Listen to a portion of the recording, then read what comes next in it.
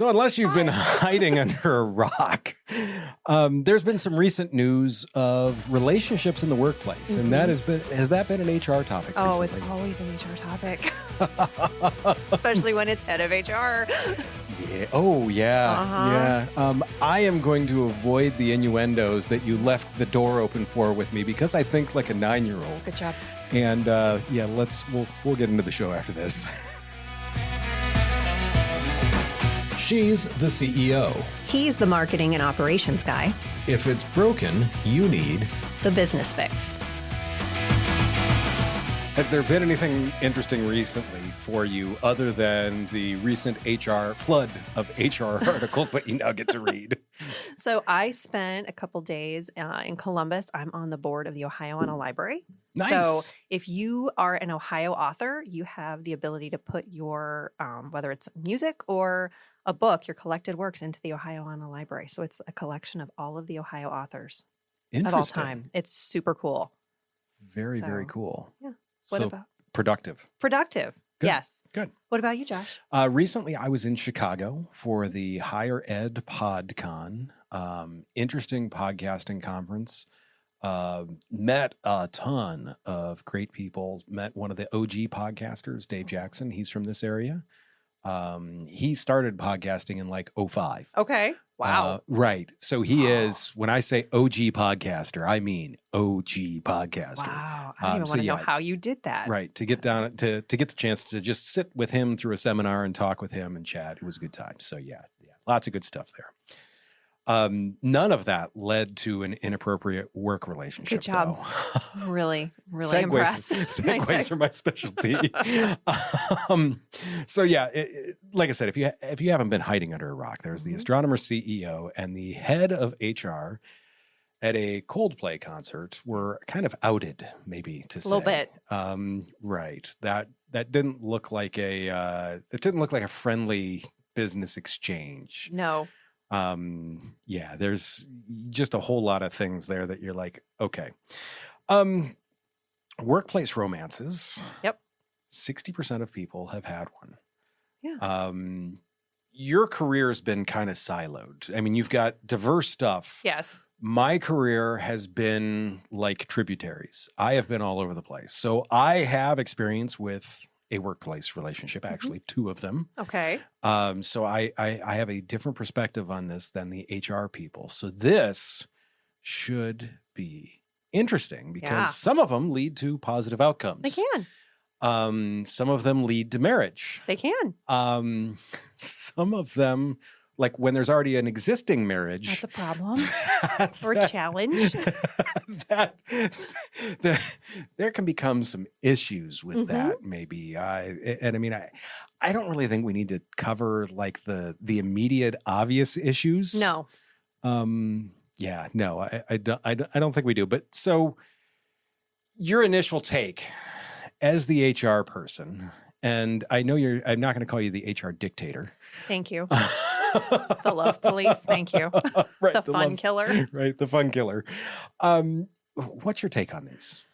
So Julie Wheeler, one of our HR business partners, says, don't have your honey where you make your money. And she said that to me today. Awful. And I was That's awful. So, but it's not necessarily true. I mean, there's a lot of things that can happen in workplace romance. But what I would say is, there's a couple things. Leadership carries weight even when you're off the clock. Yes. So, whether you mean to or not, you're influencing how safe it feels to speak up, take risks, get honest feedback. So if you're in a relationship with someone, that can change the dynamics of your organization. There's also the argument of there's 6 billion people in the world. Could you pick a different one, not one that you work with? But that doesn't always happen. So, workplace relationships don't just affect you, they affect your culture. So fairness, things can't thrive in a climate of confusion. So nothing creates confusion faster than unclear relationship boundaries. It puts your company at risk, especially if you don't disclose those relationships. If there's a power imbalance, it can be a challenge. There are better ways to build connection at work. I mean, save the spark for outside the org chart. There's better ways to build a connection at work. Yes.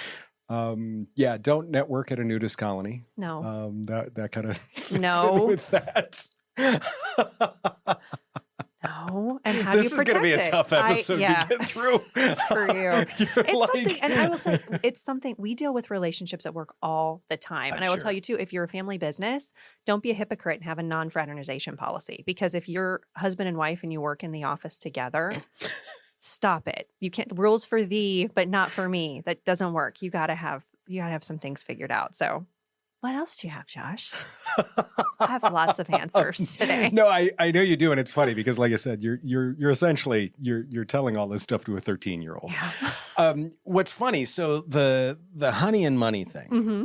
is, as a general guideline, sure, but I'm going to go against that a little bit. Okay. Because there are ways that it can work, but it has to be intentional. Absolutely. My ex, we worked for the same company for, I believe, 4 years together. Okay. Then I moved on from the company. Yeah. Not from the well, I have moved on from the relationship, but Okay. I moved on from the company, and Yes. she stayed there. But nonetheless, we were intentional about making it so, I mean, people knew we were together. Yes. But So you talked about it. right. You disclosed. Yes, but in the same sense, we worked at opposite ends of the building. Didn't do the same job? We did not do the same job. Neither one of you reported to one another? We didn't report to each Okay. other. We had pretty much almost no work interactions whatsoever. Good. Right. So to me, that is the way to do it. What's funny about it is our shifts started a half an hour apart. Okay. I'm not sitting to work for an extra half an hour when I was just an hourly employee so Gosh, no. we drove separate. Okay. I think in the 4 years that we were there together, I think we had lunch together like 3 or 4 times. Okay. So we made sure that we kept it separate enough, I would say, that everyone knew, hey, yeah, they're together.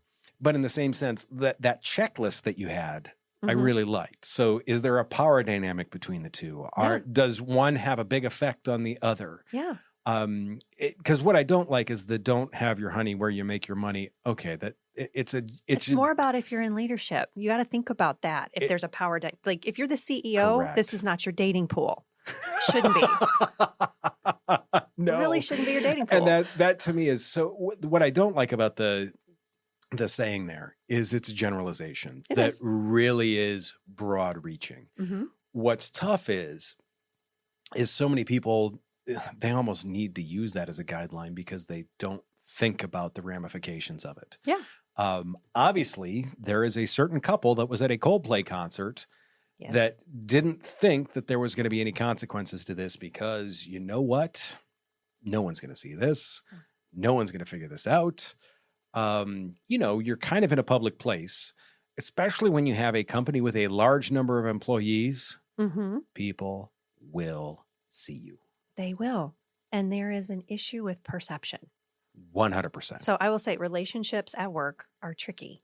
And they're tricky not because people are bad, but because emotions, power dynamics, blurred lines are real. And if you're the leader, you're carrying added weight in how others perceive those relationships, even when nothing's actually wrong. So there's always perception of conflict of interest. And I mean, I don't care how good the intentions are.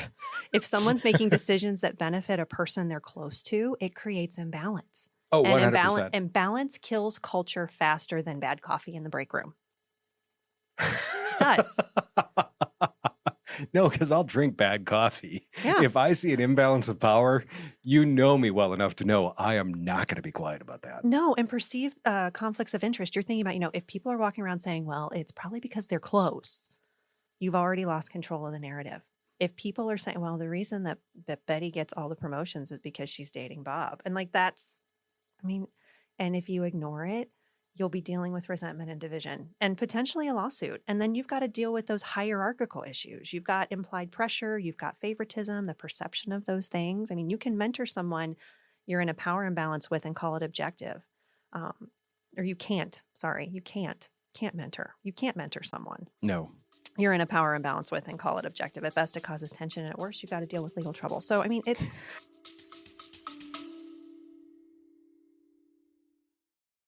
Let's be honest. You did not start your business so you could spend your days buried in HR paperwork or Googling how to handle employee drama. That's why I started Clarity HR. We're your fractional HR team giving you real people, real support, and real solutions. Whether it's compliance headaches, hiring struggles, or just needing someone to take the people stuff off your plate, we've got your back. So if you're ready to stop using duct tape and hope as your HR strategy and finally get some peace of mind, head over to clarityhr.com. That's clarityhr.com. Simple, clear, and here to help. I'll give you a few seconds to go to the website while we get ready to get back to the show. Have you ever consulted with people on the legal trouble, possibly on the potential of, oh, we have this issue? And it's like, what, you knew you had this issue, and like that person is either leaving or you've got a hostile work environment with other employees. I mean, there are so many things that it can do if you are not disclosing that relationship, not managing it effectively. I mean, there's several different things. There's the productivity drain of like, I've never seen a team get more productive by wondering if Bob and Lisa are still together. It's like the soap opera in your organization.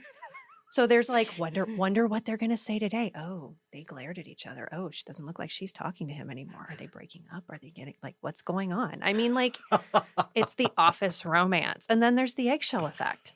So people are like, I don't know if I want to ask this question. Are they together? Are they not together? If this person, there's a hierarchical issue and you're dealing with those power dynamics. I mean, when people start self-editing around leadership, you lose creativity, you lose collaboration. Culture doesn't thrive in caution tape at all. So you've got that eggshell effect. And then there's the super sleuthing. This one's my favorite. You have that one person that is going to just, I think this is happening. What do you think? Exactly. Here comes the rumor mill. I mean, if your team spends more time decoding dynamics than doing their jobs, you've got gossip culture. You don't have a growth culture. And I mean, I cannot tell you how many times we've watched organizations just spin their wheels because we know that there's a power dynamic and there's an issue and there's a relationship that somebody doesn't want to disclose. And now you're dealing with the IT department trying to figure out if the head of sales and the head of marketing are having a relationship. How is that helpful for you? Do they really need to be in their emails going, did they ask each other out? How's this going? Can we look at their company text messages? Let's look at their Slack channel. Like, don't. Why? And then there's the other issue, which we've talked about in our organization, how not disclosing relationships effectively can lead to violence. And I'm not talking about domestic violence. I'm talking about individuals that get frustrated because they know that somebody's in a relationship and there is an unfair power dynamic. Sure. And they lash out and they get frustrated and they explode in the workplace, not because they're frustrated with their job, but because they're frustrated because this person is performing and getting unfair treatment, or they believe they're getting unfair treatment. We've talked about some of the bad pieces of this. Mm-hmm. And still yet people are going to remain intimately active with each other in the workplace. Maybe hopefully not in the workplace, but around. You tell them no and they do it anyway. This is just happens. Around the workplace. What is your take on like creating the culture that says it's okay if you want to date, but like make sure we're doing this for the right reasons. Make sure that this isn't a power dynamic. Make sure that this isn't one of the things that's going to land us in court. Yes. So we talked about in other podcasts about the D word of documentation. So now we're going to talk about the D word of disclosure. So creating a disclosure policy and enforcing it consistently always. And one thing I will say is that HR should report always to the CEO unless there's a conflict relationship. And then HR needs to report to the CFO or the COO. So you've got to make sure that those power dynamics are correct. But I think there's a few essential elements to, kind of making sure you don't make those common mistakes. The first is always acknowledge it happens. Yep. Okay. You can say absolutely not. People are still going to do it. Yes, they are. Well, and to touch on that, the thing that I found is, and I remember this as plain as day, I was 16. Mm-hmm. I was working in a muffler shop. Oh. And the manager there said, look, you're going to spend more time with me than you are. Like when you get older and get married, you're going to spend more waking hours with me than your wife. Yeah. You do a lot of life together when you work together. Yeah. You do. Yeah. So, I mean, to me, acknowledging that it happens, because Mhm. yes, people spend a lot of time together. Some of them are going to get feelings for each other. Yes. It happens. So we acknowledge it happens. Next, we have the disclosure process. And that it's not to shame people, it's to protect the business and the team from perceptions of favoritism and retaliation. And I think we need to talk to our people and tell them that disclosure isn't tattling, it's clarity. It lets leadership set boundaries before things get messy. And then the next thing is clear boundaries for the reporting structure. All right. You can love each other or you can lead each other, but you don't get to do both. You got to pick. So if someone's in a romantic relationship with their supervisor, that reporting line must be adjusted. You've got to move that person. They cannot report to the Sure. person they're in a relationship with. And I've got a question, though, going back to the disclosure process. Yeah. You said something in there that I, like someone that worked in other businesses outside, I realized, why the hell would I want to disclose it? What you said, to protect the company. Mm-hmm. Well, frankly, I don't care about the company if I'm an employee. If the culture's bad. If the culture's bad. If there's a culture where everyone in the office is banging everyone else. That's a different problem. Right. So, but to me, yeah. How do you frame that so people want to and are willing to disclose their relationship rather than just feeling like, hey, I'm supposed to tell the cops I parked wrong? No, it's not just protecting the organization. It's also protecting you. So if you want to have longevity at that company, you want to get promoted, you want to make sure that you are being heard, your performance evaluations are being done correctly in the way that they're supposed to, and there's not any unfair favoritism or misperception, it just makes it easier to disclose it. So it's about protecting the organization when we're thinking about the HR perspective of we should have a policy as to why that person should disclose. It's really to protect them. We create the policy to protect the organization. Individuals subscribe and abide by the policy to protect them as well. So I think that's where it's really important. And to me, to make sure it's framed that way for the employees, because I mean, I'm big on making sure that we point out to people why this is beneficial to them. Because if I say this is beneficial to the company for you to do this, well, there's going to be a lot of people that are going to be like, trying to care. I don't. Exactly. Well, but what's really important, I think, especially when you're dealing with the individuals that are running the business, is consistently enforcing the policy. Yes. Because your policy is only as strong as your willingness to enforce it in your leadership team. And so that's it. We need to model the behavior that we want to see in the world. So if we have a CEO and a head of HR who are secretly having a relationship, no one's going to want to disclose that they're having relationships that are down further in the pecking order. It's just not going to happen. Culture doesn't survive double standards. No. Well, a culture does, but it's more like a bacterial culture at that point. It's not a good one.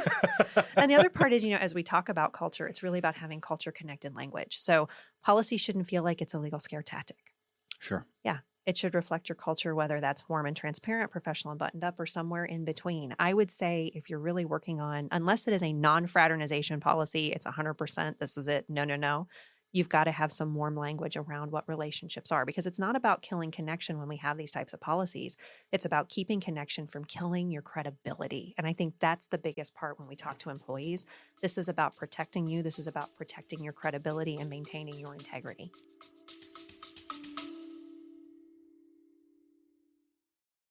If you're a small business owner navigating the world of marketing or looking to establish yourself as an industry expert, you already know the power of a great podcast. But getting it all right from the sound to the strategy can be a headache. And that's where Pedal Stopper Productions comes in. We're the team behind the Business Fix and Chrissy's Better Business for Small Business Leaders podcast. One of the things I love about what you do, Josh, is that you're always willing to help out. And part of that is with your free 30-minute no-pitch podcast consultation. That's right. 30 minutes of our best tips, tricks, and podcasting basics. Absolutely no strings attached. Just podcasting insights to help you crush your goals. Visit pedalstopperproductions.com to book your no-pitch call today. That is pedalstopperproductions.com. And now, back to the show. 100%. That to me makes very good sense. Yeah. So I've got some questions for you. So, I mean, talking from an I'm operational... gonna giggle. I know you are. I was trying to stay professional and run through the question before you did that. So from an operational standpoint, how do you see workplace romances impacting team productivity? It's interesting because it's one of those things where, like, initially you see this helpfulness between the two people, Mm-hmm. and then you see resentment from everyone else. So two people become really productive because they're like, hey, I love being at work because so-and-so is at work and I'm just going to be happy-go-lucky and blah, blah, blah, blah, blah. And everyone else is staring at them like, you guys suck. We hate you. Way to find love Right. in a hopeless place. Right. What? Couldn't have said it better myself. So to me, that is the thing that I see as the problem, especially if it's people that work closely together. And that's when it often happens. Anytime I've seen something like that, it's typically with people that are working together. It's not like my situation was different because it was set up from a third party essentially across the building. This is most cases, it's two people that work pretty closely together. And they're like, oh, wow, I love how they ship boxes. They put things in with such care. I'm sure they're going to treat me just as well. Maybe. Right. This week. So yeah, it's those types of things that, and to me, it's one of those, like, I love how you put it. You need to move people. Yeah. In a way, so I don't want to say so there's not a direct connection, but you need to make it so that there is some distance there, because we don't want a lovey-dovey culture. No. That just doesn't work. No. So let's talk about when it doesn't go well. I mean, I will tell you that if you silo sales and you silo marketing, if you have people in relationships in sales with marketing, they still shouldn't interact. No. But no. What do you do when things may just not go as well? Like, not everybody gets married or has a long-term committed relationship, rolls into the sunset together. What do you do when they're sitting across a conference table from each other in a meeting, glaring at one another? Going, you're an idiot. And you started that out. What happens if, and it was all I could do not to interrupt you and be like, when? Exactly. When? Because it's going to happen. Whether they stay together or not, there's going to be conflict. It is. And to me, it is one of those things that this is where a culture of transparency comes in, to be like, look, I understand you hate each other. That's fine. I can totally see why you called his wife. I get it. I can understand why you two are not talking outside of this. We have a job to get done. Yeah. I'm okay with giving people some leeway for a short period of time to adjust things, but I better see progress immediately. To say, look, we're moving in the right direction. And if someone isn't moving in the right direction, typically what I have found, there is one person that is being more difficult about it than the other. And at that point, you have to start looking at their work performance. Your work performance is here. I need your work performance back up here. And it sucks. It's difficult. And this is the problem with the working relationship, because in so many cases, if it goes sideways, it can very easily result in someone's termination unless they can figure out, hey, you know what? That didn't work. We're going to be friends. Yeah. And that was a Seinfeld episode too, because Jerry's like, that's simple. We're just like Jerry and Elaine. They went out and they became best friends. No problem. But it unless you see that happening, unless someone's willing to straighten out, it may result in a termination, which sucks. So think about that as you put people working together that may be in a relationship. Yeah. So let's talk about training and development. So beyond policies, because I'm good at the documentation part. What training support you think managers need to effectively navigate those complexities? I mean, how do you train a manager to deal with workplace romance on their teams? I mean, I know how we deal with some of those things, but I want to hear your perspective. To me, that's when I roll out the television that has the metal, the big old box TV that has the metal strap holding it down. And I pull out the 80s sexual harassment video and say, guys, watch this. No, it's not okay. I'm done asking you questions. To me, it is first off, it's awareness. The second thing is the biggest thing, and this is the thing that I heard most about that astronomer thing, trust. Yeah. There is no one in that company that is going to trust that CEO with anything anymore. No. So if you have a culture of trust and a culture of openness and this is once again, and this is why I think we talk about the culture so much, is you have to put an effort into it.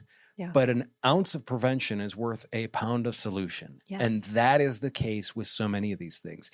If you have the right culture put in place to begin with, and when Bob and Betty decide, hey, we're going to go, the whole group went out for drinks, and where'd Bob and Betty go? They're missing. Right. Might be in a closet. That's a whole nother documentation problem. Right. But I mean, when they realize that there is the relationship here, when they say, hey, look, we're dating and we need to figure this out. The problem is what's tough about that is, of course, especially in that lovey-dovey eye, like the misty-eyed phase where everyone's like, oh, this person's amazing. They want to spend every second with them. Yeah. And that is when you need to rip them apart and be like, look, I mean, you're either going to have the relationship or you're going to have the work relationship. And it's okay. Go to lunch together. Yeah. Do those things. Awesome. But we need to have some separation here of some of these things. Because we're paying you to get work done. Correct. And like I said, you'll often see that uptick in their performance right up front because they're both like, oh, we're going to get so many things done together. And it doesn't last. No. And it makes everyone else perform so much worse. So to me, it is making sure that you have that culture up front where, like, hey, the other thing that I want to say to that real quick is when someone, like, previously when I was at the truck dealership, someone came to me and said, hey, these two people are dating. Okay.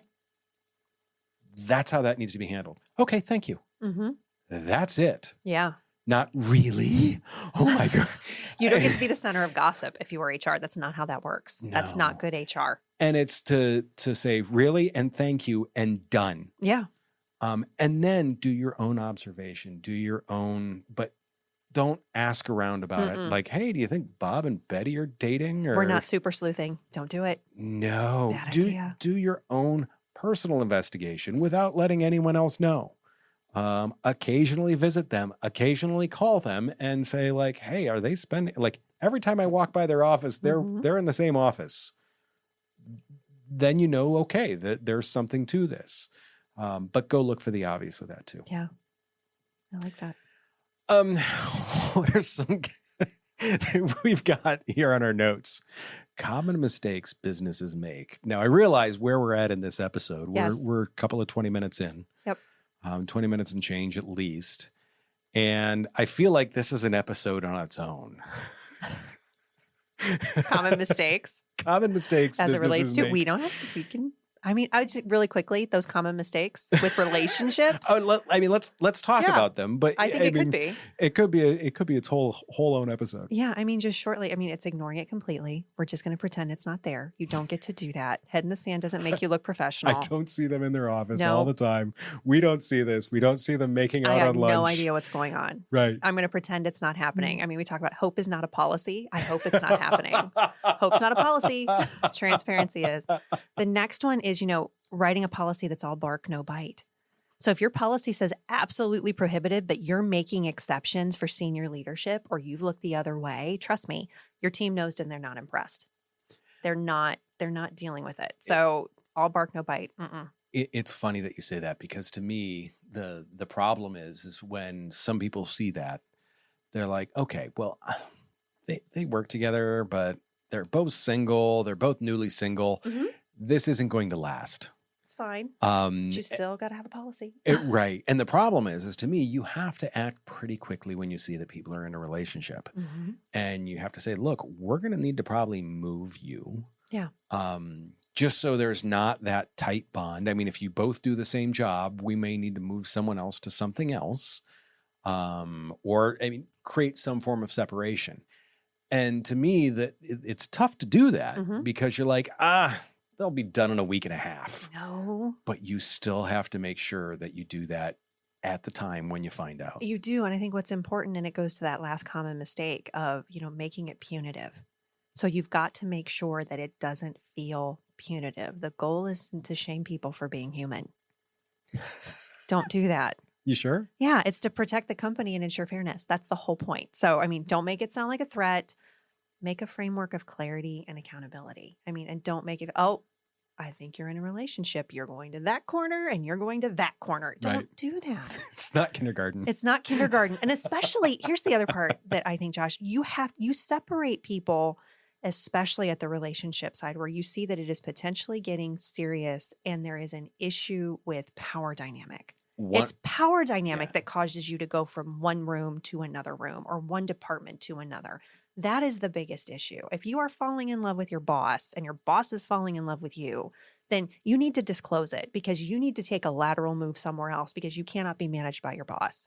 And you both need to go together because it's really awkward if you go to HR and you're like, I'm in love with my boss. And your boss is like, I have no idea what they're talking about. And so that, like, it's really important that you're on the same page. I think there's a story behind that. There's a lot of stories about that, behind that. What's interesting to me about it is, and I have seen this in action, is The Office. When Michael and Jan were dating, so many things in The Office were blown so far out of proportion. And that is one where I don't think it was in terms of it really wasn't. Because then, I mean, you have to realize too, at some points, Michael was holding Jan hostage. Yes. In some ways, because she realized this is not a good idea for multiple reasons. Yes. But when you look at it from a business standpoint, there were so many pieces of that where I'm like, that, I mean, I don't want to say it was underrepresented, but in the same sense, a lot of things in Office were overblown. I don't think this was one of them. I don't think how they took relationships was not. It was reality. And as soon as you say that too, it was Ryan and I can't think of her name, Mindy Kaling. I can't remember her name in the show, but yeah, that same relationship just, and I mean, they dated, and when Ryan went to corporate, she was still manipulating him. Yeah. I mean, this is why this is just a tough deal. And once again, I get why it happens, but it's dealing with the human part. It's hard. Ouch. I know. Humans. Damn them. So what's some key takeaways here? Because, and the other thing is I want to say, let's talk about key takeaways and actionable stuff here. Okay. So pretending it's not happening, biggest mistake. You 100%. Right? Relationships are going to happen. I don't see it. Denial's not a leadership strategy. I can't see it. Nope. It's not there. Again, we just keep saying hope is not a policy. No. So perception is reality in the workplace. Really think about that. Even if a relationship doesn't directly cause a conflict of interest, the perception of favoritism, bias, or blurred lines is going to erode trust fast. So don't underestimate that ripple effect. I agree. So it's really pay attention. Power dynamics change everything. You can lead someone or date someone. We've said that before, but you can't do both. You got to pick a lane. Pick a lane. That's it. You know, to actionable steps, pick a lane. Pick a lane. And then when leaders get too close, responsibility is on them to act. That's the other part. You've really got to teach personal responsibility, especially in this space. And if you've got boundaries aren't barriers, they're safety rails. So think about it that way. Yeah. And then strong workplace romance policy is proactive, not punitive. Correct. Don't weaponize the policy. And that's where HR can be the fun killer, the love police. You use it to create clarity and protect culture. I wholeheartedly agree with that. And you can write it, I don't want to say loose, but you can write it in a way that doesn't mean like at day 6, you're both fired. No.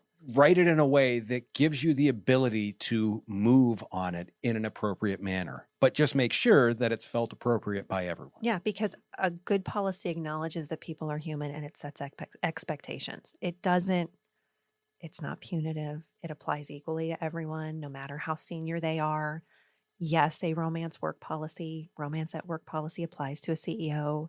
It sure as heck applies to the head of HR. They should know better. They probably wrote the policy. So I heard they did. Oh yeah. Yeah, I heard they did. Uh-huh. As an executive, Yeah. hypothetically, someone's an executive, they're getting too close Yes. to a subordinate. And as an executive, kind of everyone's your subordinate. Uh-huh. what do you do besides? I mean, obviously, don't stand on the balcony professing your love. No, with a boombox. Don't do that.